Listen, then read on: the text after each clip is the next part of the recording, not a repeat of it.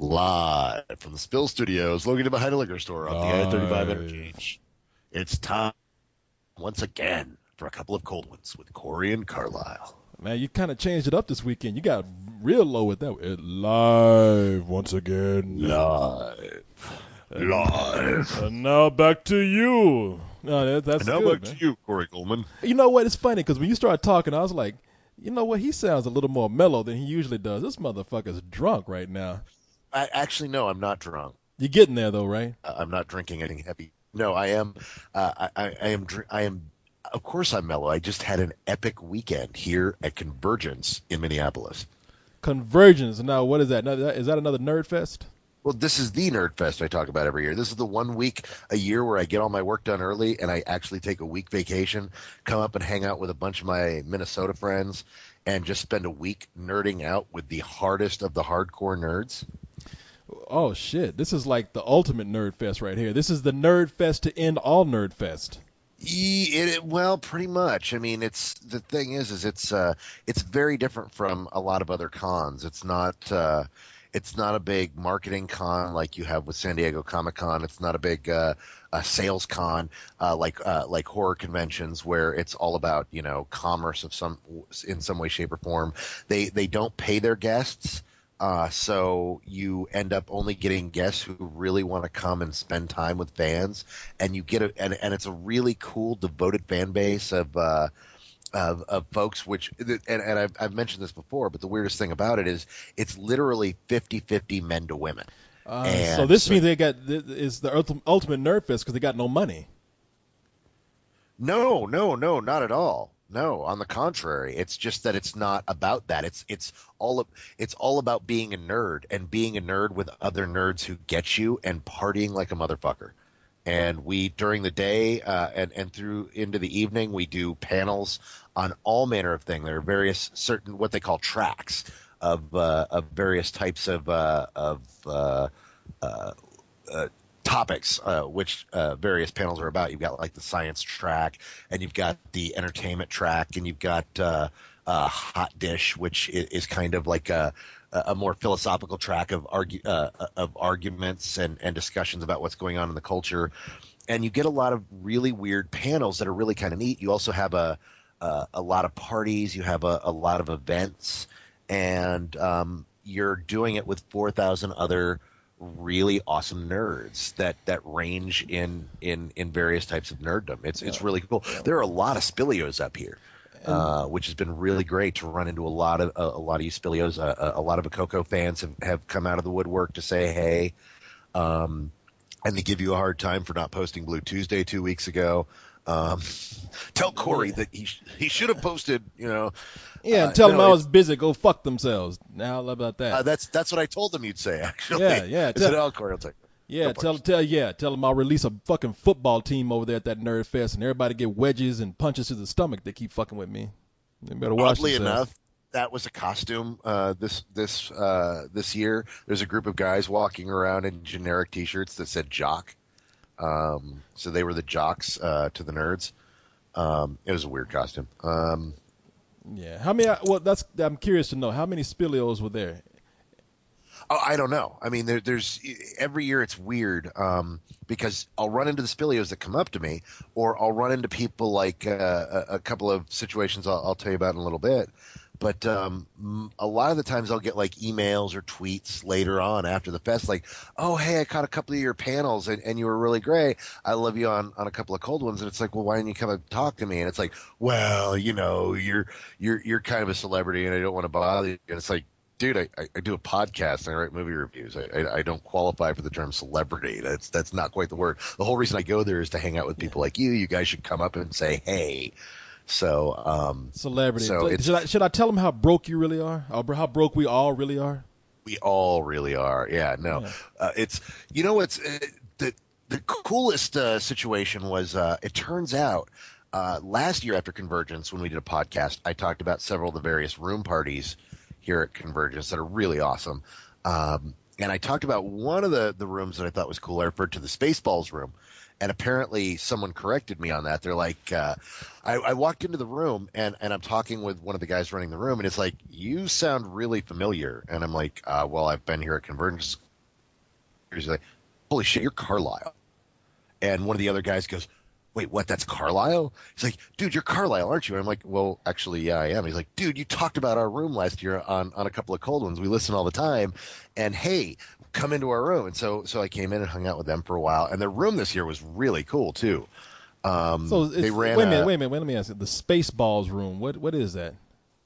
Well, it was just every year they do a different theme, and they choose a different kind of theme of movies. And last year their thing was Spaceballs, and they decorated everything with Spaceballs and served various kinds of drinks and goodies. I said, work is you rent. They have 2 floors of cabana rooms that are all attached to the pool area, and these are all held together, and all those rooms are only available to rent to run a room party. And so you have a party, and when you hold a party, you offer something. There are some parties that are simply like there's a festival here called Anime Detour, and all they do is they show anime, and they have some snacks in there, and you can sit down at any time and watch an anime. There's places like Vice City where they've got all these classic video game terminals set up, and you can come in and play video games against other people. There's a karaoke room. But they get more and more elaborate. Like last year, and ain't nobody fucking at any of these things, are they? Not in the room parties, no, because Okay. these are where people just wander in and out. That's what your own hotel room is for. You can see how I think. I'm like, I'd be the worst person to go to one Corey, of these festivals. oh God, Corey, no, you would clean up here, man. I mean, this is 50% women, many of which are beautiful and single, and there aren't many black men up here. It's Minnesota. Excuse me. So when does this thing end? It ended about 12 hours ago. We just got done with the dead dog parties. Which are, shit! Because I was about to jump in my car and drive up there right now. I was about to drop the microphone. I keep mentioning this to you.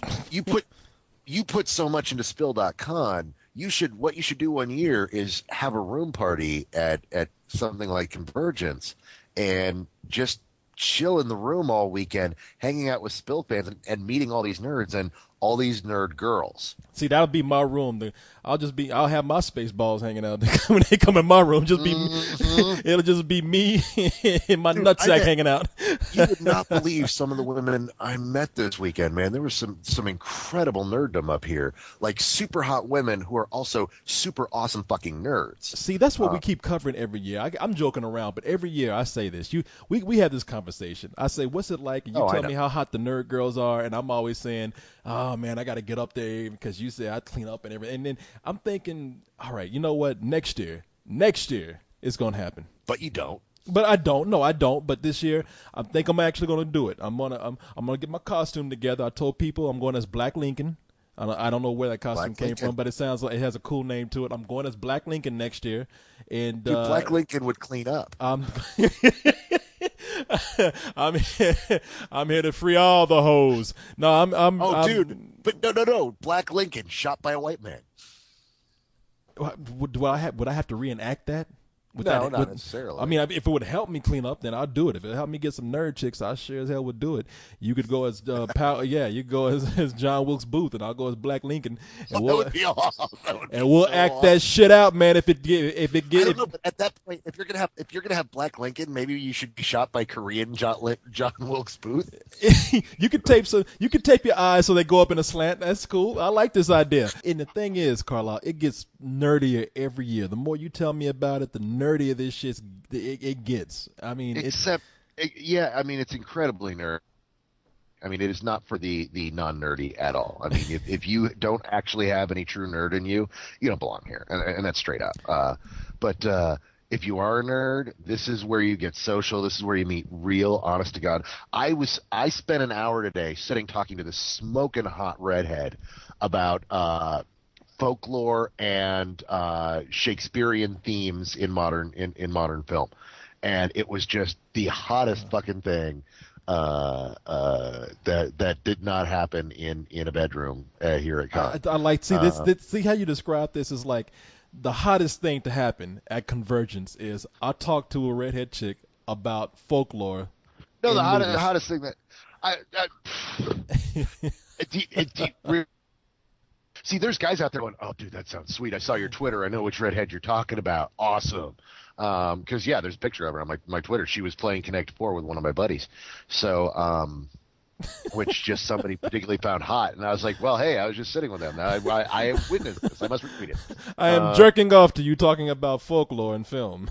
That's man, let me. No, I understand. You have that kind of stuff, but at the same time, you have. And there's really great nerddom here. There's really terrible nerddom here. There are things that you see that you cannot unsee, and at the same time, then there's these incredible things that you're like, holy crap! Like there was a girl here this weekend dressed as Rogue, and I'm talking 80s Rogue with the spandex and the leather jacket and like totally badass, smoking hot. Was Wonder Woman making out with Batgirl anywhere? It's like there is something, I don't know. There's something hot about the whole nerd girl thing. I mean, it is. Everybody knows that. You got hot girls dressing up as superheroes and shit now, and they look they got the body for it. They're much harder than the caliber of nerd we had years ago. This whole nerd thing is like taking a whole new turn today. Like I guess because it's gained more acceptance, but it's still, man, it's something about this. Like I want to go, but look, I'll be the first to admit, and I'm not lying here. I have. I got some nerdy things about me. Everybody does. I mean, no black man who can't play basketball and learns how to draw and do animation.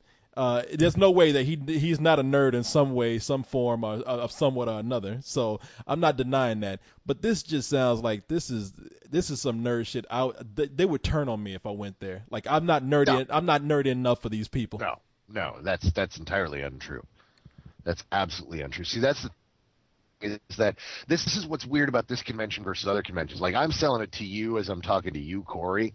That's why I'm stressing the whole nerd girl aspect. But the truth is, what's great about this convention is it's a really high quality of professional people who show up and hang out, people who do really interesting, nerdy things for a living.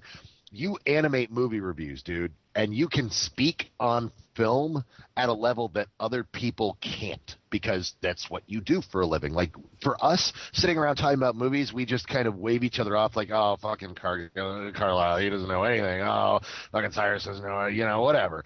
But really, when you look at what the people we hang out with versus the average moviegoer, like I was on a panel this weekend where it was the year in review. It's one of my favorite panels to do because we talk about the movies of the last year, both good and bad, and a lot of people come with pen and paper in hand to write down stuff that they missed.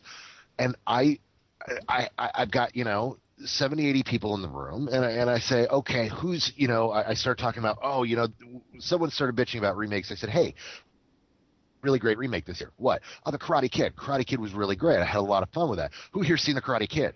One hand goes up. Are they talking about the original Karate Kid or the remake? No, the remake, the one that just came out. And only one person in the room had seen the movie. And it was weird. And so we start talking about, so once you start getting to the stuff that's more obscure to the mainstream, no one's seen it.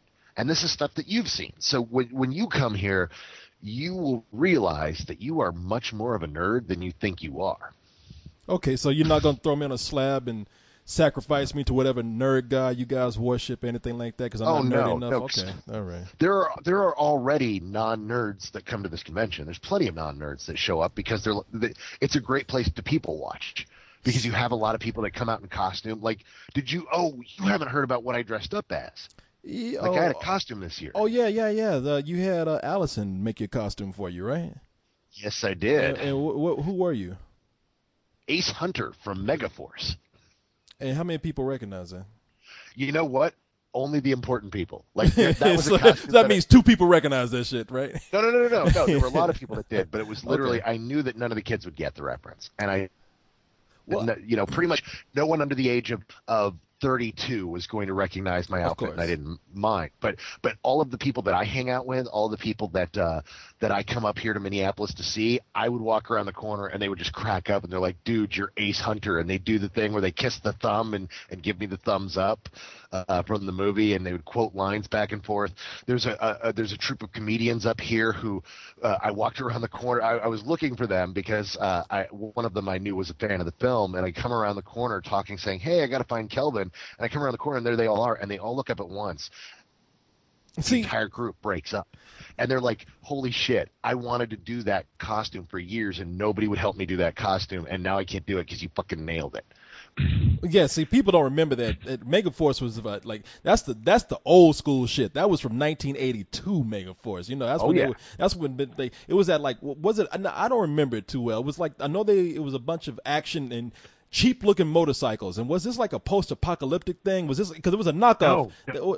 What it was a kids movie. It was a rated PG movie directed by Hal Needham, in which it was a top secret anti-terrorist force, in which the U.S. government had created a terrorist force to battle terrorism with rocket bikes that blew colored smoke out their tailpipes and had machine guns on the front, and all sorts of random ass stuff that they mention once and never show up again in the movie. Like, there's this great scene where somebody puts their ball cap on top of one of the like Rover Jeep things and says, "Hey, check this out," and puts the thing down, and the hat magically blends in, and so it's like, hey, cool. They set up this really cool thing where their vehicles can't be seen. You know, they have pure camouflage, and then nothing ever gets mentioned about it again in the film. Ever. It's just a stupid, bizarre moment to say, hey, watch this. This is kind of cool. The movie's dumb as shit, but I love the hell out of how bad it is. And I've always wanted to have an Ace Hunter costume, and so I made one. And it is, if you check out my Twitter feed, any of you who are on the twitter.com/massiveworm, you can check out the pic of me in my beautiful spandex. Oh yeah. You and spandex. Well, silver spandex. Well, I'm glad I missed this year's Convergence. Maybe next year you'll have a much more baggy suit that I won't have to look at your like bulging nutsack hanging out of. But no. That's actually it sounds like fun, man. It sounds like a lot of fun. I always and people forgive the echo if you hear that in here. By the way, I'm just listening to myself. I'm having some remodeling done to my place, and I'm in a very empty room right now amidst a bunch of garbage. But anyway, that's neither here nor there. No, you know what? Next year. It sounds like a lot of fun. Sounds like a place you can just be loose, be yourself. I myself have always wanted to fuck Wonder Woman or Batgirl or one of those costume heroes. I think this is about the closest thing I can get to it if it's true what you say about how, hey, you know, there's hardly any black people there. I'll be some kind of novelty or something. You know, I don't know. You make me think like I should go dressed up as Mandingo or something when I go there. So Kuta Kinte or some shit, you know. Go in there with dressed up in chains and shit, you know. So, it sounds like a lot of fun. I look forward to going, man. At some point next year. I have never been to Minneapolis before. Been traveling the country thanks to the website and been able to meet a lot of people. If there truly are some Spilios there that would talk to us, and I mean I'm not talking about one or two. I'm talking about if there's like a handful of them there, then I think I might try to attend. Well, there's a number of Spilios who I hung out with over the course of the weekend. Several of the people from last year, some new people. But that I wanted to tell you about that party room. A couple of Spilios through. They had this really cool party room which is called Camp Onomatopoeia. Mm-hmm. And what it was they had the whole room set up as a campsite. And so they had like a tent in the background, and they had this fake campfire that had those, you know, the blowy plastic with the lights that made it look like it was a campfire. And they had it decorated with a bunch of camp stuff. And on the TV, they'd hooked a DVD player that they were showing all the various Friday the 13th and Sleepaway Camps and all the camp horror movies that were on a constant loop, and they served all sorts of camp goodies. And in the back, on the patio, they'd set up a rubber raft, and they were projecting video that they'd shot of a raft just floating around a lake. So you could actually sit in this rubber raft and be pretending to be floating around a lake, and do whatever you would do in that situation, you know, whether get photos or go, okay, this is kind of cute. See, you tell me about the cool shit that makes me say, yeah, I want to go. Then you tell me about that, and I'm like, no, there's no way in hell I'm going to that. and then there was the Nerdity party, which they had a DJ spinning all night, and they had a full bar with a bartender, and they're not allowed to charge for drinks. So oh my God. Okay. Well, see, why you telling me about this bullshit before? That's how you need to sell me. You know, hot nerd chicks and free drinks. No. Well, yes, but see, I have to start with the hot nerd chicks. But I wanted to give a shout out to our Spilios, who threw a pretty cool fucking room. I checked this room out several times. It was a really neat room to hang out in, and just kind of sit around bullshitting about these fun old '80s camp movies that we were watching, and it was a cool, fun little party. That's the neat thing, is that it's a healthy mix of adult and PG or G-rated rooms. Like that room was a kind of weird room because they were showing rated R films, but they weren't serving alcohol or anything like that. So the younger members could go into the room. That's one of the other things, is there's actually teenagers that attend this con. And the interesting thing is, like, there's a couple teenagers that for years have worn not age-appropriate costumes, if you know what I'm saying. The jailbait teens, where it's like, hi, see, that's I'm what 15, it sounds like. You're telling me as teenagers that this sounds like some shit that's just Dateline is just waiting to walk in on and bust people. Well, see, the thing is that there's adult badges and child badges, and you can and instantly tell, hey, look, oh, hey, that's a hot out. Oh no, that's somebody who's under the age of 18. Oh, but over the years, several of them, you notice when they get adult badges, and it's like, oh, okay, they're legal now. All right, I'm allowed to look at that. So, now we know why you go back every year. waiting for them to mature, like a fine bottle. Like a fine wine, yes. No, man. I have a serious question to ask you right here, and this is a serious question. So, who is the biggest celebrity that shows up at a thing like this? Well, it depends every year. Like this year, I guess the biggest one was Jeremy Bulloch, who's a British actor who all of you best know as Boba Fett. So okay. Boba Fett was here. One of the other main big people we had was a writer named Paul Cornell, who's a regular writer for Doctor Who. So he was here doing all sorts of panels and discussions and talking to people about Doctor Who. This con loves Doctor Who. Like, it's one of those things that finally, after this year, it's like, okay, I need to sit down and watch Doctor Who. I've been hearing for years from people like Cyrus that it's a good series, and everybody here knows chapter and verse Doctor Who, and it's like, all right, I really, this is a hole in my education. I really need to catch up on Doctor Who. But Paul was here doing stuff on that.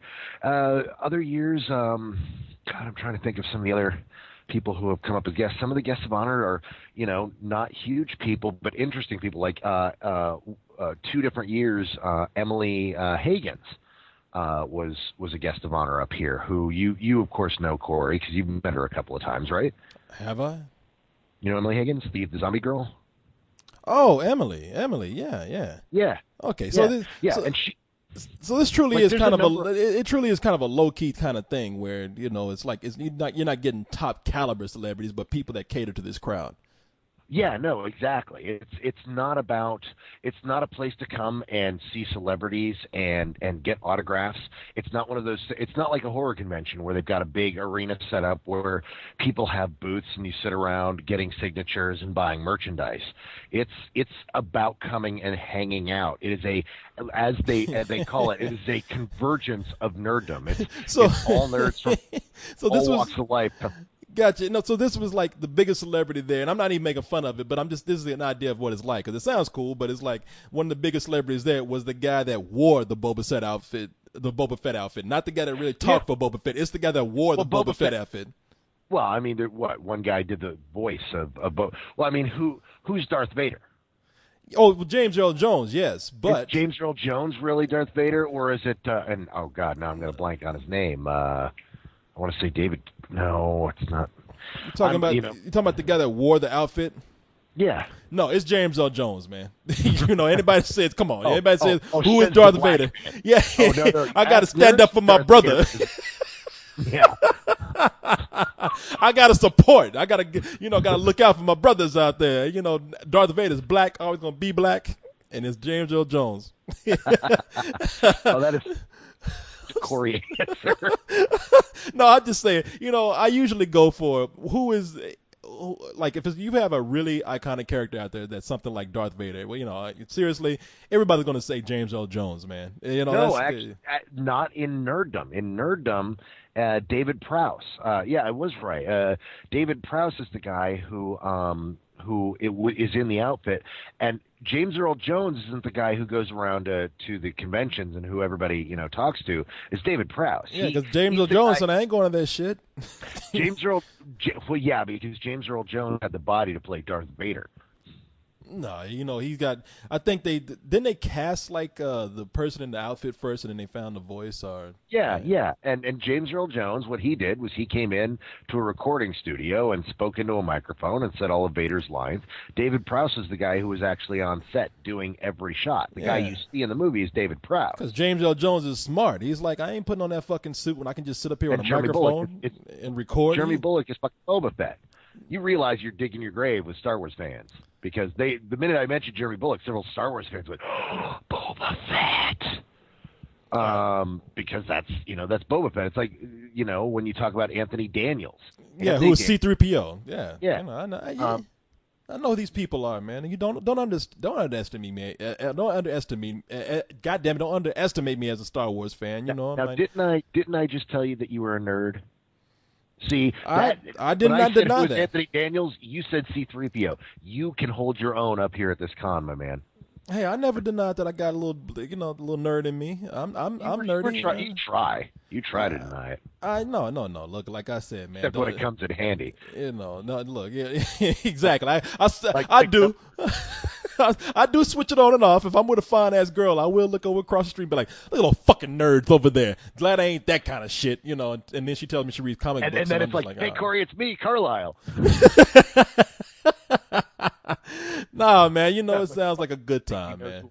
It sounds like a good time. I really am going to try and go. Sounds like we could have a lot of fun if we set up a spill room. So, hey, look, maybe we can get some people. It would be a lot of fun up here, dude. You have no idea how great that would be. I mean, especially if you want to see that. The big question is what would you do? Would you want to do the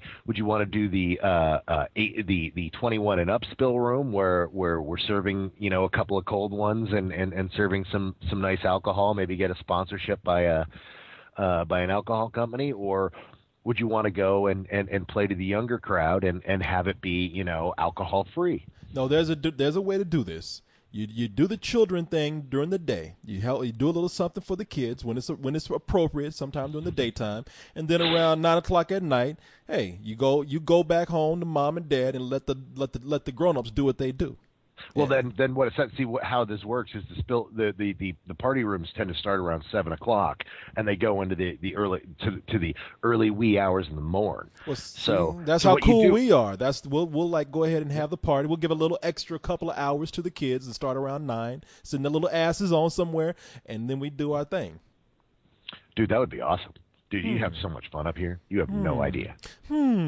Is there a demand out there? I don't know. You Spilios let us know. Would you attend such a thing? Are there enough people out there who would do it? Yeah, especially like the Canada folks, several of the people in the Midwest who couldn't necessarily afford to fly to Austin and stay in Austin but could come to Minneapolis. There seem to be a lot of Spilios up here. And like the Spilios that I run into, they're not like a lot of people who come in town. They're people who live here in Minneapolis, and they come to the con every year. So, well, I'm gonna think about this. There might be some possibilities here. I'm not opposed to like throwing a little party wherever I have the chance to do it, and this sounds like a good opportunity to like get very intimate with some of the fans out there. And when I say intimate, I'm talking about intimate. Well, there's some of that. Yeah. Hey, you got a whole. Hey, look, we in a hotel room, some alcohol, something bound to happen. Shit, what? Wonder Woman. You say that. I'm sitting in here. I've got a lot of empty bottles around me because what I do every year is I go and I hit up the liquor store early and stock up the room with a couple of 12-packs and some bottles. I had a bottle of Bushmills this year, and I'm just killing a bottle of Cool Swan Irish Cream. And then there's a number of other empty bottles that have been left in here by some of my other con buddies. It can be a lot of fun. It's not all drunken debauchery. There's a lot of great intellectual conversation. There's a lot of great panels. There's a lot of great interesting stuff going on, and then there's a lot of partying going on. It is probably between this and Fantastic Fest, those are my two favorite weeks of the year. Huh. Well, we'll see what we can do. We'll see what we can do to get this going, man. Before we end this, I just got to ask a question that would really seal the deal for me. Do you ever see Betty Rubble walking around there? You know what? I've never seen a Betty Rubble. Because I really want to have sex with Betty Rubble. You know what? But I've seen a lot of things that you wouldn't think that you've seen. It's literally, that's one of the things is people who do costumes. There's a lot of people who do elaborate costumes for Convergence, and they go out of their way to do something that you haven't seen before. Like I was having that conversation. You know what? I'm not going to even spoil that because I gave someone a really great idea because she was looking for superheroes to be. But you see a lot of original stuff where you look at, like last year, the most memorable one I saw was a guy came as Zed from Zardoz. From where? Now, you've seen Zardoz, right? From what planet? What the fuck? Zardoz is that crazy fucking early 80s Sean Connery movie where he wears the weird red leather bondage suit. And have you ever seen this movie? No, but I'm on eBay looking for it right now. That sounds hot. Google, do me a favor, Corey, okay. and hit Google right now. And those of you playing along at the home game while you're listening to this, you should Google Zardoz and do an image search. Okay. God damn it! What the fuck? Connery. What the fuck did you do to me? This fool. God damn it! This fool has. Oh, this is the worst costume I've ever seen. This fool is wearing red suspenders, a red diaper, got a ponytail and a Mario mustache, and got some leather boots that are like thigh-high leather boots.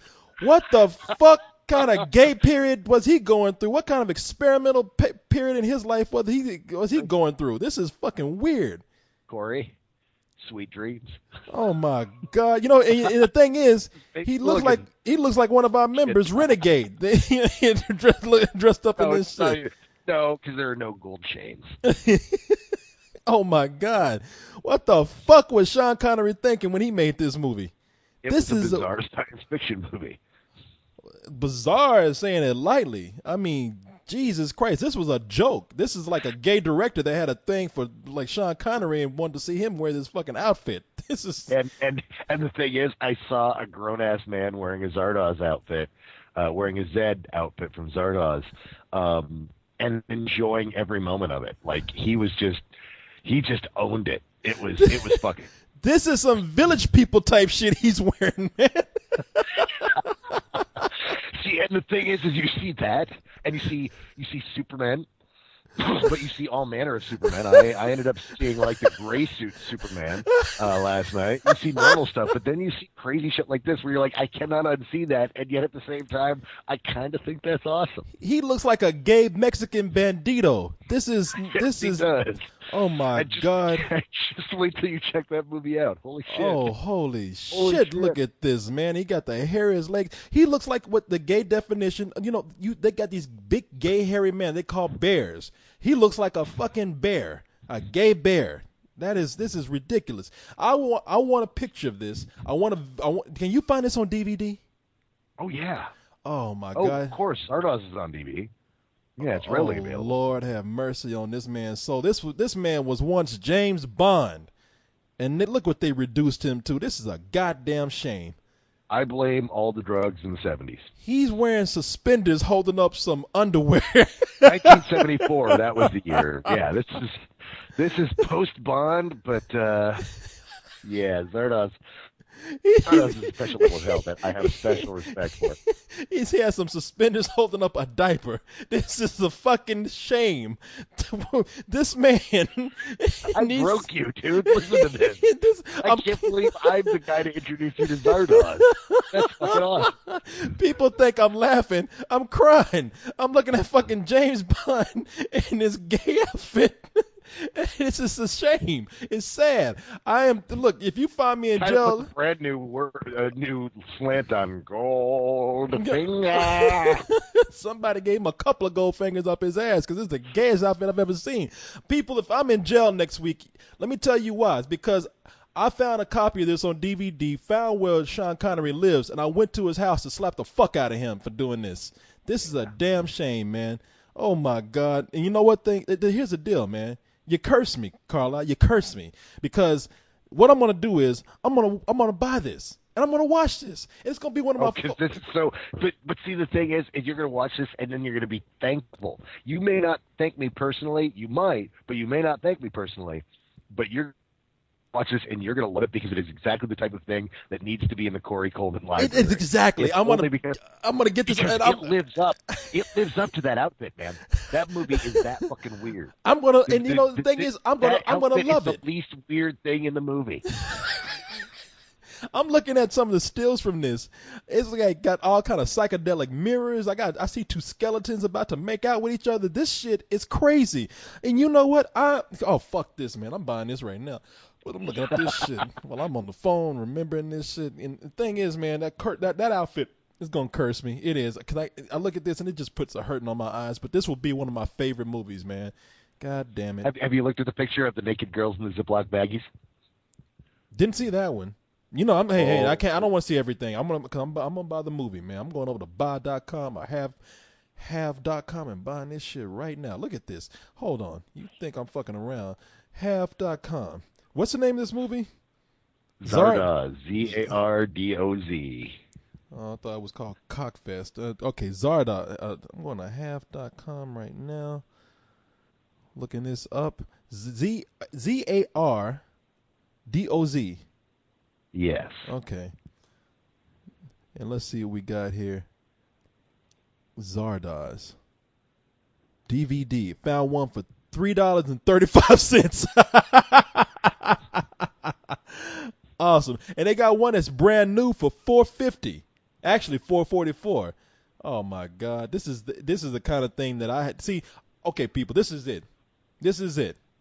Next year, I'm going to Convergence. You know what, I'm talking about Sean Connery right now, but I'm probably gonna love this movie so much.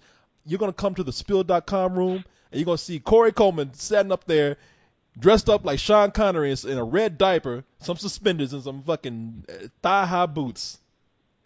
Yeah, because it's really that hard to get you to take your shirt off. Yeah, and let's be honest here, man. You're like fucking Matthew McConaughey with that shit. Any chance you get to take that shirt off, all fucking about. This looks like a perfect time to take my shirt off. I know it could be fucking below 0 degrees, and I'm sitting up here. Is anybody else hot? Boy, I'm sure I'm hot right now. Oh boy, I have to take my shirt off. I'm so sweaty right now. You goddamn right. Hey man, you think I exercise for no reason at all? I earned the right to take that fucking shirt off, man. God damn it. And I'm going to put it to full effect next year when I go dressed up as Black Zardoz, man. God damn, boy. Thank you, man. I'm sifting through this image search, and there are just pages and pages of the same picture with just different taglines on it. It's fucking like, Sean Connery, man. That's the thing. Who the fuck paid? How much he get paid to put that shit on? Probably enough. If I had to guess, I would say enough. You'd have to pay me at least $3-4 to put that shit on, man. I mean, this is crazy. But this is brilliant, man. God damn it. I'm so happy that you showed me this. Oh my God. Thank you. And that's the perfect way to cap off our talk about Convergence, which I'll be back in. I get back in on Tuesday. I'm having a blast up here. I love Minneapolis so much. This is such a great town. It's people joke about the Midwest, but Minneapolis is just such a cool fucking hip town. I make sure I pad my visit to Convergence a few days on each side so that I can spend some time just in the city. Oh, it's just a cool fucking place. All right. Well, we look forward to having you come back into town. We've talked about 30-some minutes about Convergence, so I think it's time that we get into what we do every top week. 5 oh my brought to you by Spill. Yes, it is brought to you by Spill. And not a surprising week for the top 5. And we'll start out with number 5, which the number 5 film is night and day. That Ugh. that Tom Cruise, Cameron Weak Diaz ass thing that they did. bullshit. Yeah, it wasn't all that great. It wasn't all that No, great at it all. was fucking terrible, is what it was. I actually have fun with it. I have fun. I don't think it's a good movie, but I did have fun with it. I'm that critic out there that has to say that I didn't think it was as bad as everybody's saying it is. But it does have a really bad second half, and maybe that's where people are like really going off on it. Because I did like the first half.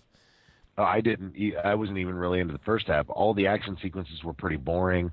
There's nothing going on. All the characters were cardboard cutouts, and it wasn't that interesting. Yeah, we are seeing the day where there was a time when Tom Cruise could sell even a shitty movie, Mission Impossible series, but these days, everybody knows. Mission Impossible 3 was awesome. Mission Impossible 3 was the biggest piece of shit. I know, hate what, me. With J.J. Abrams? No, I'm thinking of the John Woo one. The second You're one. You're thinking of the John Woo, that's 2. Yeah, 2 was pretty bad. A third one, not a big fan of. But you know what? I mean, hey, Tom Cruise, he had that crazy smile, and people would fall for it and go see anything that Tom Cruise does, especially an action film. And we're seeing the day where, hey, we got these new crops of people coming up and younger stars coming up, and Tom Cruise, he can't push a film like he used to, so he better make a really good film if he wants to sell the tickets. And even then, it's like, hey, how much star power does he have now? So this movie brought in, this weekend, $10.2 million, bringing its total up to $45.5 million, all for a budget that was over $100 million. This movie cost exactly $117 million to make. So not doing very well for its budget, but like we always say, one of those movies that will probably do well on DVD. Well, it may not do well on DVD, but it will probably do well to foreign audiences who still are in love with Tom Cruise. Man, everything does well on DVD. I mean, some better than others, but everything makes its money back on DVD of some sort. I mean, you could sell some of the cheapest shit out there on DVD, and they make them money back. So this will be all right, whatever. Which brings us to the number 4 film. The number 4 film is Adam Sandler's Grown Ups, which Ooh. was last week at number 2, fell down to number 4. It brought in $18.5 million this weekend, has grossed $77 million, 77.1 to be exact, and the budget for that was $80 million. So on the mark to getting some of its budget back, not doing too bad. To get some of its budget back, you just listed that it's like $3 million shy of breaking even just with sales. Yeah. Money. No, it's because all Happy Madison films make money. Yeah, nobody ever lost money underestimating the intelligence of the American people, and that's the Happy Madison motto. Well, we always say that movies, they usually have to really, really make its money back after marketing and distribution and everything. It has to make anywhere from 2.5 to 3 times what it made. And this movie, it's like I say, the studios are happy to report that, this movie has met its budget. But again, that's why I say some of its budget. Not doing really gangbusters, but doing well for a summer film. So yeah, it'll gain back that reported $80 million and then some. And when that goes to DVD, you're right. Happy Madison films do very well. Have a very, very good life on DVD and Blu-ray. So it's really sad. One of my favorite films last year was a film called Funny People, which a lot of people didn't dig. I really dug what Judd Apatow did there. I thought it was a brilliant film. But it really felt like Adam Sandler was parodying himself and parodying what he had become and how much he kind of hates it. And then he turns around and just does it again. Yeah, because Funny People didn't make any money, but you know what? Adam Sandler out there acting stupid does. So, yeah, he knows where his bread and butter is. But I have to say, I do like Adam Sandler better these days than I used to like Adam Sandler back in the day when he was doing silly voices and whatnot, because he really doesn't do that. He surrounds himself with other people who do that kind of stuff. He has grown into like, hey, I'm the frat guy that kind of mellowed out, and everybody loves to kind of hang around me right now. He even puts himself like, I think he fancies himself as kind of like the Frank Sinatra of a retarded Rat Pack. You know what? That's exactly what it is. I think you totally nailed it there. I've never heard that comparison, but I was watching Chris Rock and Adam Sandler talk on Daily Show the other day, and that's exactly the vibe I got when they were talking about what it was like, with Rob Schneider and David Spade and why am I blanking on his name now? King of Queens. James. Yeah. Why can't I remember his name either? I always knew this guy. Kevin James. Oh, Kevin James. Yeah. and he's kind of talking about the various personalities and what it's like to all hang out together, and that was a really cool movie to do because it was all the buddies hanging out together, and just how radically different they are, but it had this very kind of almost Rat Pack vibe to it, and yeah, the retarded Rat Pack is really kind of, I would almost want to call it the Lab Rat Pack. Nice. Well, I'm looking at because have you seen Grown Ups? No, Okay. after I now pronounce you Chuck and Larry, I've officially given up on Happy Madison films. They don't make films more. Actually, I say now pronounce you Chuck and Larry. I saw what was that stupid fucking you can't Red Mall Cop. Paul Blart yeah, Mall Paul Cop. Blart, yeah. That was the last one where I was like, you know what? Happy Madison doesn't make movies for me. They're never going to make movies for me. I don't give a shit. So no, I haven't seen this. And I don't think Paul Blart was a happy. Was that a Happy Madison movie? Paul yeah, Blart? it was. Okay. Yeah. All Yeah, right. that was that Kevin James and Adam Sandler are really tight. So yeah. Yeah. I like you. Don't mess with the Xenu, whatever his name is. The Zohan? Don't mess with the Zohan. Actually, kind of. Yeah, I like that. That was his weird film though. That was a really surreal fucking kind it of was. comedy for him to do. And I'm not a fan of it, but at least it was. I will say this: it was far and away better than the other Happy Madison stuff that's been going on. But I looked at this and I saw, oh, this is that Rat Pack film. It's like, how cool is it to see all these guys together on one screen? It's like, I think I'll see another movie that night. Yeah, I didn't hate Grown Ups, but I was just kind of like, whatever, man. It really didn't annoy me. The thing is, I think what I find funny is that, like, Adam Sandler, like, even in the movies, he will cast himself as, oh, look, I'm the cool guy that out of all, because the movie deals with all these friends who have to get back together for a funeral for because their coach died. He's the guy that went out. He made it better than everybody. Got married to the best looking girl, who in this movie is Selma Hayek. He's the guy that has the best jump shot on the team, and he's the one that can like come back and regain he's the best parent. He's the one that can come back and regain the dignity of the team from a long time ago. I mean, he's the guy. That's why I was like, say, in the movies he puts himself as the man. Therefore, that's why I brought that comparison of Frank Sinatra in there. It's like, holy shit, this guy didn't even try to hide it. He's like, yeah, I pay all these guys' bills. Yeah, fucking whatever. Yeah, and he does. Yeah, exactly. So say what you will. Yeah. But all right, let's move on to the number 3. Let's talk about something else. All right, number 3 is a movie that was number 1 last week, and that is Toy Story 3. That movie brought in $30.2 million this weekend, bringing its total up to $289 million. Bajillion dollars. Yeah, and let me see. I guess that is after a week. No, I think that's after. Is that after 2 weeks? Yeah, that's 2. It's a week and a half. Okay, yeah, a week and a half. Yeah, okay. So yeah, that's like almost at $300 million after roughly a week. So people still love these characters of Woody and Buzz Lightyear. People still love the brand of Pixar. Pixar still has this unblemished record for their films, and I know you didn't like the movie as much, but I am so happy that this movie is doing so well. No. See, I hate it when you say shit like that. I should say not as much as me. Right. I did not love the movie. I really, really liked the movie. You fucking creamed over this movie like it was a 36-24-36 babe strapped to a Colt 45.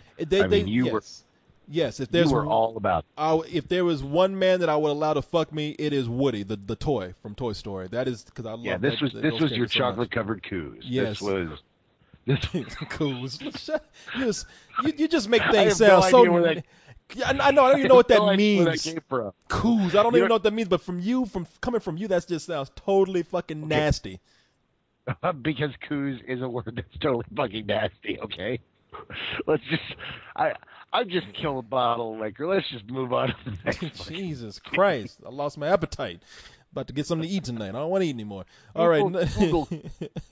number 2, Coos. The number 2 film. Between that Sean Connery image and the word Coos has not been a good night for me. It's been very nightmarish. This is why I shouldn't kill an entire bottle of booze before doing a podcast. I apologize. That's all right. Please don't, because I'm gonna buy that fucking movie and probably Coos all over it myself. All right, number. That's not what Coos is, my man. Okay. Coos is a good thing. Move on to number 2. I'm not gonna look it up because I don't trust you. But anyway, number 2 is you realize how much crap you're gonna take for not knowing what the word Coos is? I don't care. It is not an uncommon word. Okay. Cooze. Coos. It just doesn't sound right. Just, I mean, even if it was a good thing, because I had the feeling it was referring to a female, and if I had to like even say that word to a female, I have a feeling I get punched. It's not a word you say to a female; it's a word you say to a man about a female. Okay, all right. I don't. Again, this just sounds shady. All right, number 2, The Last Airbender, which is based on the popular Nickelodeon series. However, Popular. Yeah, extremely popular. No, it's like considered by some people one of the great American, because it has an anime look, but I think it's done by an American company. It's one of the great series to come out of there. Probably the best series to come from Nickelodeon, animated series that is, and it was popular enough to garner a full big budget movie made for it, directed by M. Night Shyamalan, and it made $40.7 million this weekend. However, it opened up on a Thursday, so that brought its tally up to $57 million. It cost $150 million to make. However, the future of this is indefinite, because a lot of critics and fans have been saying they really hate this film. Oh God, this film is fucking awful. So you Tell me, saw you it. guys. Oh, I was there with you guys. You kidding? I was not that's right. there. You didn't see this. Yeah, no. I saw this. I saw this with Leon and Cyrus, and yeah, this. Please tell me they gave it some old bullshit. Oh yeah, everybody gave it some old bullshit except for Cyrus, who loved the series so much that he said this movie was a straight up fuck you. Okay, good. Because see, I have been falling in love with the series, and yeah, this movie. There's no reason to see this movie. This. You know what? I don't know if I can give it quite a fuck you. I think it's a complete and utter failure, but. I don't know if this movie made me so much angry as I just kind of hated it for how bad it was. I was some old bullshit on it. It's a terrible movie that at least looks like Avatar, but that's what's kind of sad about it. Yeah, I heard a lot of people saying, this is kind of reminiscent of a failure on the level of Battlefield Earth. I mentioned Dragon Ball Z, and everyone's like, "No, it can't be as bad as Dragon Ball Z. That shit's as bad as Dragon Ball Z." Tell me I'm wrong. No, I didn't. Like I said, I didn't see the movie, but for so many people to come up and say, first of all, critics who probably weren't even fans of the series, who just saw the movie itself and are saying, hey, this is a bad movie. I can only imagine how bad it is for the fans. You got those 1 or 2 fans out there who they want to love it just because it's something that they really cared about. Because I remember, like, one guy came in and told us, like, hey, you guys, you know what the fuck you're talking about. I used to trust you. This movie, you don't understand it. And I had to go in and say, I didn't see the movie, but go to Rotten Tomatoes, because that's what they said. Oh, you guys aren't even real critics. And Corey, I remember you saying that you just signed up for this to go see free movies. And I was like, look, hey, look, I never said, first of all, whether I'm a critic or not. I don't even like to apply that word to myself, because I found it a way for us to like put our opinions out there in an entertaining way. I think never try to influence people to go see it. But furthermore, go to fucking Rotten Tomatoes and tell me, like, 96% of the critics out there who hated this movie, tell me what you got to say to them. Tell me about all the people who like feel raped by this because they were fans of this. You always got that you always got 1 or 2 people who just cannot admit when something's bad because they just don't want to feel hurt. And I think there's a few people like that for this film. But for the majority of people out there who were fans of this, man, I feel bad for them, because apparently this movie did not do the series justice. And it wasn't that hard to actually bring it to the screen if they had just followed that template of the series itself. I don't know if you ever watched the series or not. No, I have. I've been watching the series. I'm in love with the series. I think it's brilliant. And in fact, in my review on Ain't It Cool News, I wrote very elaborately about the series, about the fact that, this is something that a lot of us older geeks have kind of ignored because it was a series made for children. But now we're starting to realize that this is something that is very important to this generation because it is so damn good. It's something for the next generation, written by our generation, and it is absolutely a necessity to view because it will be held in the same kind of reverence and respect as many properties that we've carried along. This touched at that age that we were touched by our geek properties, and it is just as important, it is just as vital, and it is absolutely wonderful. And to see it mishandled so badly is just it does hurt. It's kind of offensive, but at the same time it's really, really sad. Jesus Christ, what is it about the studios? What do they not get? What is it? What's so hard? It's not the studios. It's M. Night Shyamalan.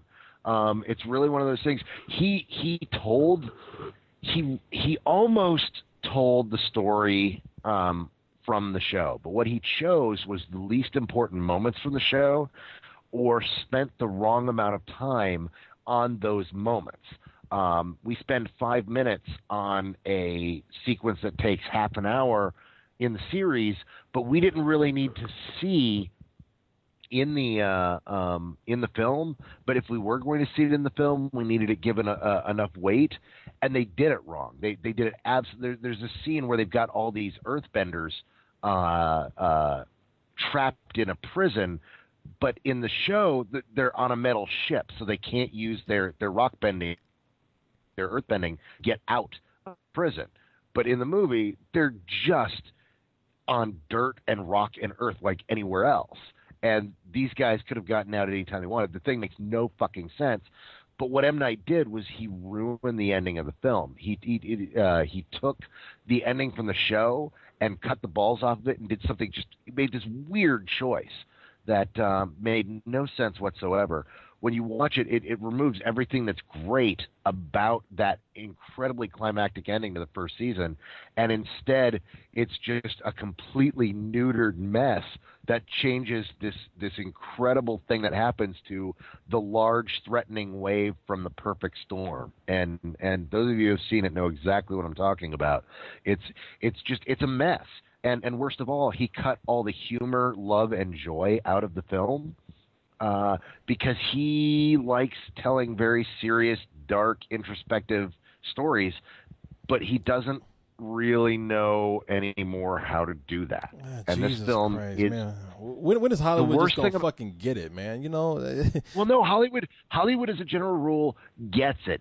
It's up to the creative vision and the producers working on the film. And as far as I know, most of the producers who were attached to the film and most of the people who worked on the film got it and knew it. But M. Night, you look at the direction in this, and the direction is exactly the same from every other film he's ever done. This is The Happening all over again. It's up to, I would love to blame him, but it's up to a producer. If they really get it, the producer really has control over it. I mean, look how many movies Spielberg has come in as. Well, I'm just saying, you know, if the producers are powerful enough, then they provide the money.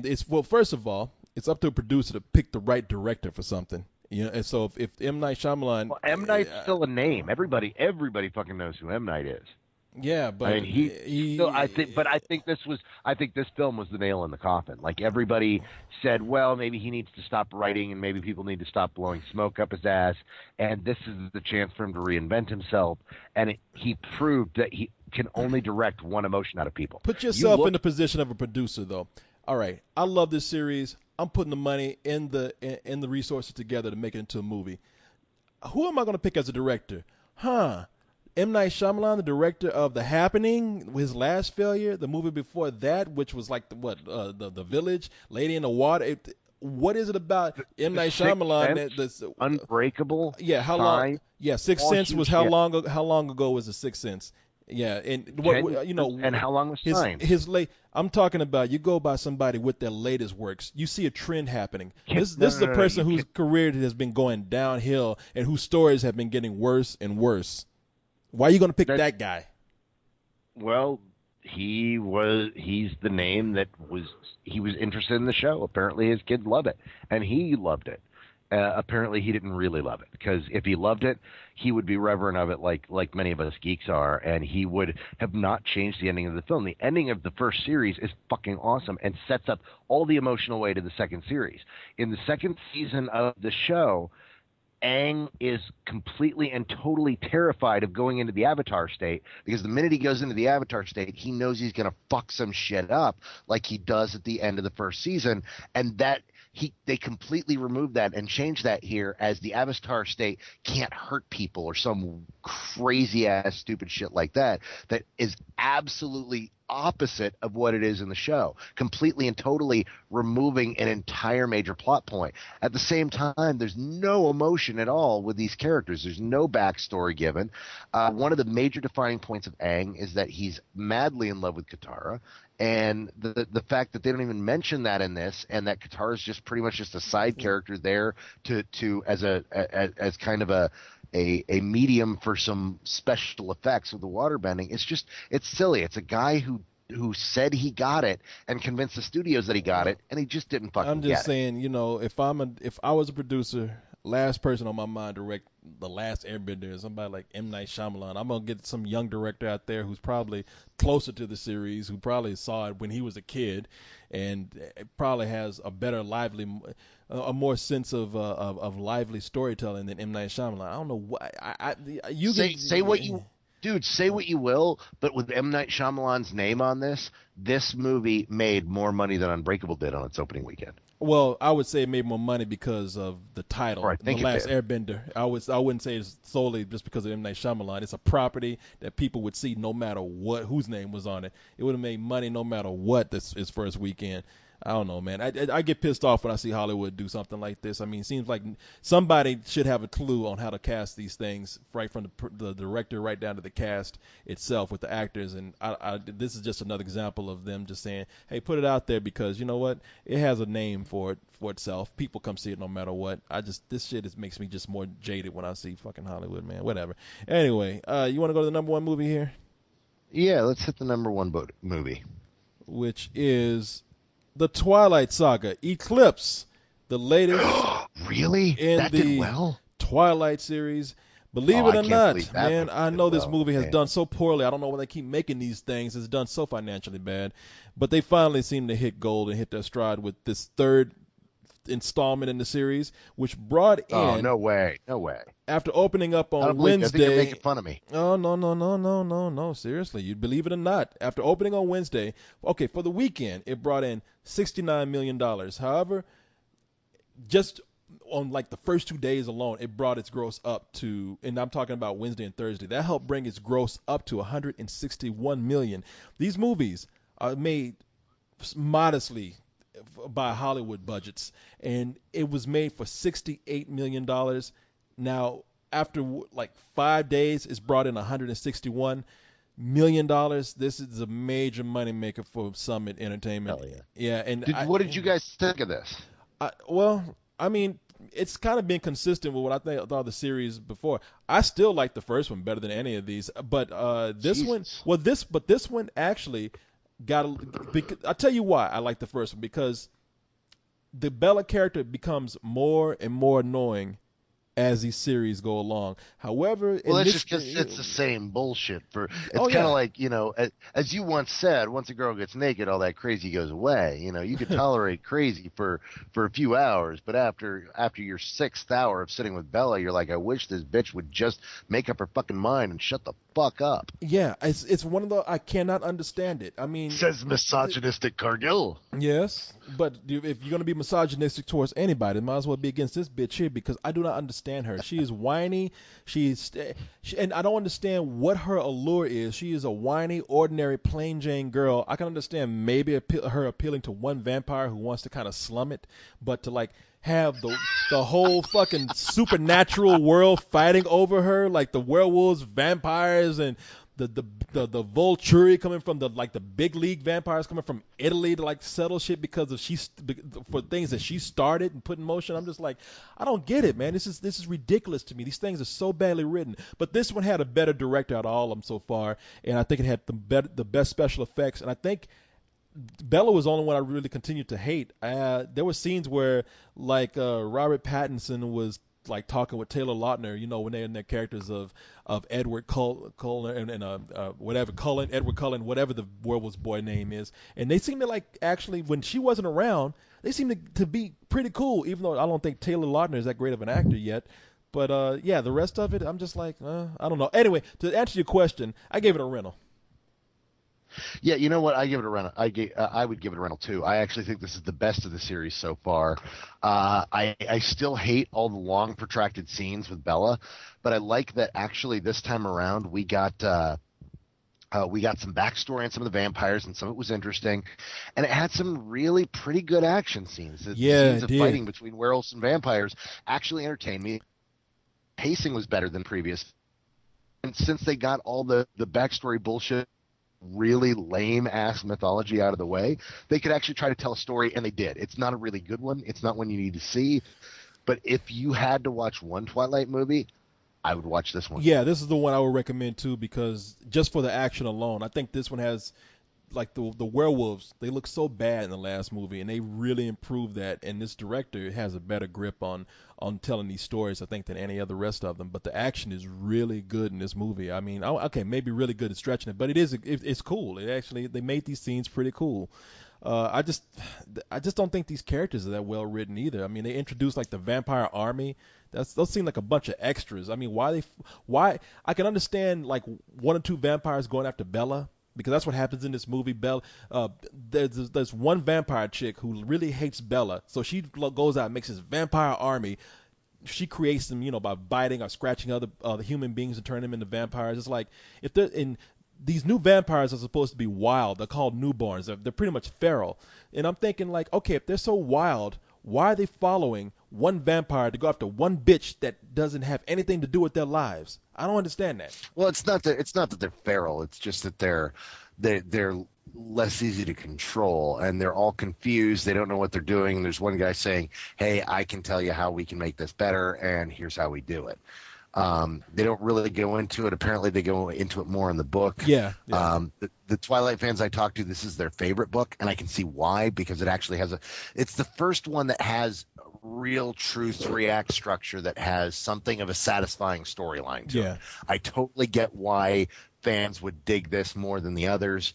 And at the same time, the one thing that really impressed me is there's, especially in this film, there are two very just kind of brutal things that happen in this movie. Really tough stories. Yeah. That are exactly the type of things they don't do in the. And one of the things that angers me about the previous films, because these films, they're female fantasy. They are as much female fantasy as terrible action films are male fantasy. And I get that, and I understand why the audience that digs it.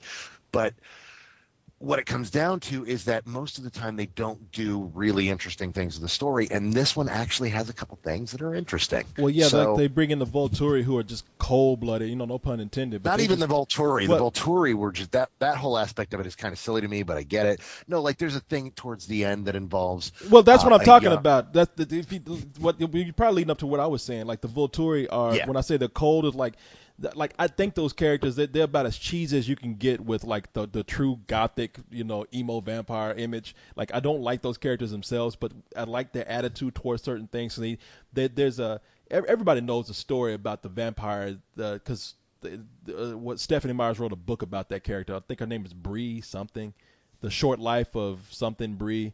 It's a vampire that like is killed in this movie and has gone to spawn off another book where you follow this character up until her death, and it's really very sad and cold blooded the way they get rid of her. And I like, you're right, I agree with you. I like that aspect of it. So some interesting things they do here, but still I don't think it's that great of a story at this point. And that, like I said, the character of Bella is really bringing this series down for me. I hate her. I think she's one of the worst protagonists I've ever seen in a movie in a long time. The movie didn't do as well as they thought it would. Now, that's relative. I mean, the movie for its budget, it did fucking good. I mean, nobody's going to deny that. But it didn't bring in as much as they thought it would. It was like $20 million short. So, it might be one of those things where people were saying there's going to be two movies that will probably be the biggest movies this summer. And it'll probably go between Toy Story and Twilight. And I always thought that Twilight was I was going to say, I think that Twilight is one of those films where is it going to have longevity, or are all the Twilight fans going to see it once and be done with it? Are they going to continuously see it over again? Are they just going to see it that one weekend? Look, I don't know what the deal is with the really high projections when you look at the box office of the previous two films, they had huge surges up front. I mean, look at this. We're talking about this film came out on Wednesday. You and I are recording this on Sunday, and we're talking about the fact that it made $161 million. That is fucking incredible. That is huge money. The thing is all that money is up front, and these movies always peter out. They always have huge, dramatic second week drop-offs and almost unbelievable third week drop-offs to the point to where you look at I think domestically speaking, the last film only made $250 million, which does not put it up in the same league as several of the other best films of the summer. Yeah. So I'm going to look that up right now. I am not talking out my ass, as I am prone to do. And but if I remember, the original only made somewhere between 250 and 200, or the last one made 250 to 270 $1 million, and I'm looking that up right now. Yeah, because I couldn't tell you. I promise. But I'll take your word for it if you say so. Give at least these kids something to research out there. Give them some homework to do. Oh no, I'm looking up right this second. I'll hit you with the numbers as soon as this crappy hotel internet gets to the page. Yeah, I'm sorry if I'm a little slow this week. I to pay $10 a day for internet so that I can get internet that freaks out when I try to record a podcast and check out a webpage at the same time. Yeah. Gotta love it. Yeah, man. Are they making you pay for internet in there? Oh yeah. It's $25 for 3 days and $10 per day, and I had to stretch the extra day. Actually, you know what? It made $296 million domestic, New Moon. So overall. And it made a foreign. So we'll see what happens this time. How much did How much did it make? $296 million. I was saying made between 250 and 270 million. So it made shy of 300 million domestically, which puts it in the ballpark of some of the bigger hits this summer. But I don't really think Eclipse is going to be the second highest grossing film of the summer. I just don't see it. I see it being in the top 5. Yeah. But I mean, because nobody knows yet, but we still have Predators and Inception coming up, and depending on how good those are, there's if those are as good as I am hearing they may be, there's a good chance that those could take up the slots behind Toy Story, which let's just face it, Toy Story is going to own this summer. I mean, it's just everybody's seeing that film.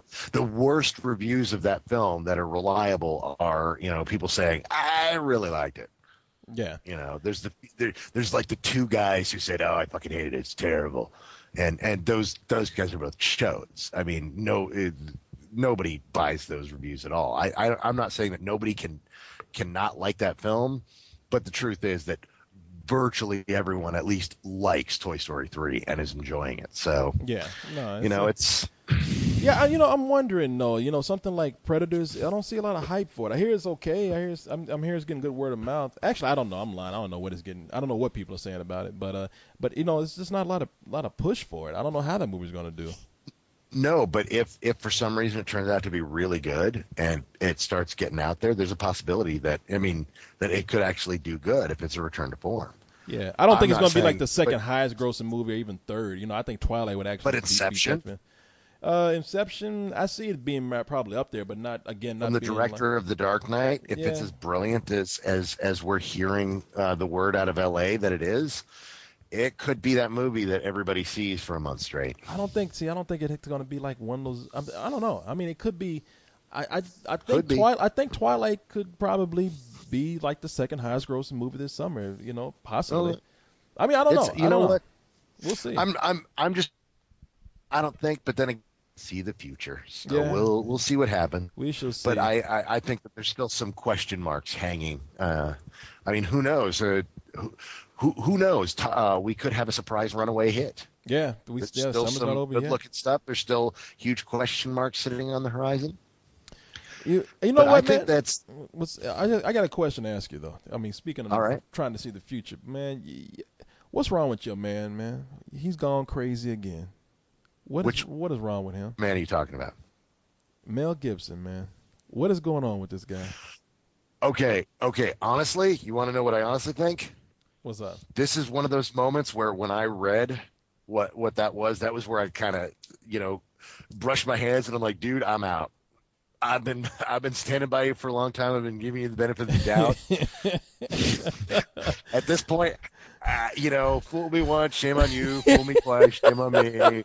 Do it 3 times, go fuck yourself, dude. Seriously, come on. I mean, if this is real, if this is legit, dude, he's done. Yeah, I mean, that's what I'm saying. I mean, it sounds like it is. There's a recording. It went to court, and I'm the kind of guy that I don't want to like jump on any kind of sensationalism or anything. But they say that his girlfriend, this Russian singer who's like twice who's like half his age. He's been like abusing her so much that she finally said, you know what, nobody's gonna believe me. It's Mel Gibson. His word is gonna be better than mine. That she recorded it when he was verbally abusing him. If people haven't heard this, here's what it said. I'm gonna use the N-word here because I don't want people to think I'm doing this just to like shake things up, Anthony. I'm gonna tell you exactly what he said. He told his girlfriend, he said, "You look like a pig in heat. If you go out and get raped by a pack of niggers, that's gonna be your fault."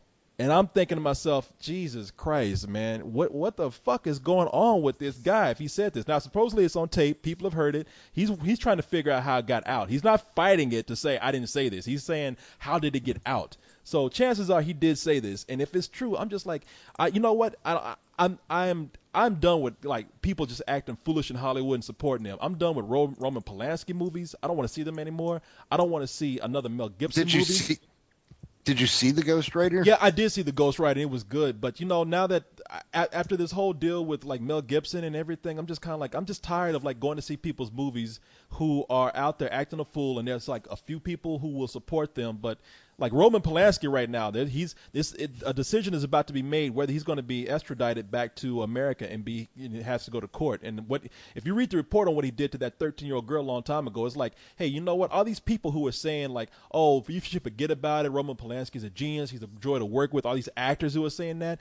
Ask yourself this: if that had just been some guy who did not have the clout that Roman Polanski had, and as many years went by, and that guy was found again, I swear to God, those people would say, "Oh yeah, he's a rapist. That guy, no matter how much time has passed, he should go to jail." Yeah. And I'm tired of it. Absolutely. That doesn't mean that he's not a great artist. I think, personally, I believe Polanski needs to come back. He needs to face justice. He needs to go to jail. I see his side of it, that he was offered a plea deal and the judge refused to accept it. But I don't see him. The fact that he fled the country and said, well, fuck this country, I think that's where he really crossed the line. He could have fought it from court and said, hey, this is a miscarriage of justice. I was made to, I was promised that if I agreed to something, that this would happen, and it did not. So, I was not allowed to withdraw that plea. So, you know what? Fuck this. I'm fighting it. That's not what he did. So, yeah. But when it comes down to his films, I think he's a great filmmaker. I do too. I really do. I think too. Mel Gibson is a genius. I think this was probably one of those cases that he was drunk as shit, as he has been known to be, and said some stupid shit off the top of his head, as we all have done. Still, does that make it right? When it happens once, then it's like, I don't know if he's a racist, but this is not the first time he's made comments. And at this point, if they've got it on tape, it's like, shit, dude, what the fuck? I can't even deal with this anymore. Yes. I can't. See, that's my thing, man. It's like, even I was saying, like, hey, man, you know something? When somebody's drunk and they're angry, I know how it goes, man. I know that people of all types sit around at home when nobody's listening and they say things that no one should hear.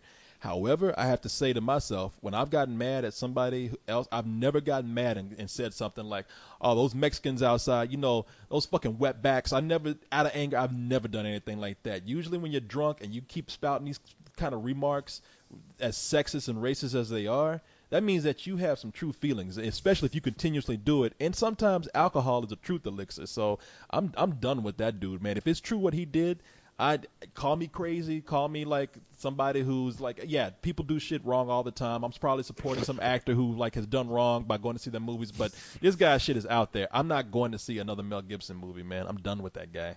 Well, if if alcohol is a truth elixir, you just hate fucking chairs, Corey. I hate them with a passion. I think you are a chair bigot, and I think we're coming up on time to call this what it is. I kicked a dog one day because he reminded me of a chair with 4 legs. God damn it, I hate chairs. So fuck chairs. Fuck chairs, man. Anyway, you want to get out of here, man? Yeah, man. All right, man. I'm gonna go ahead and let you go, and I will talk to you later. Good night, everybody. See ya.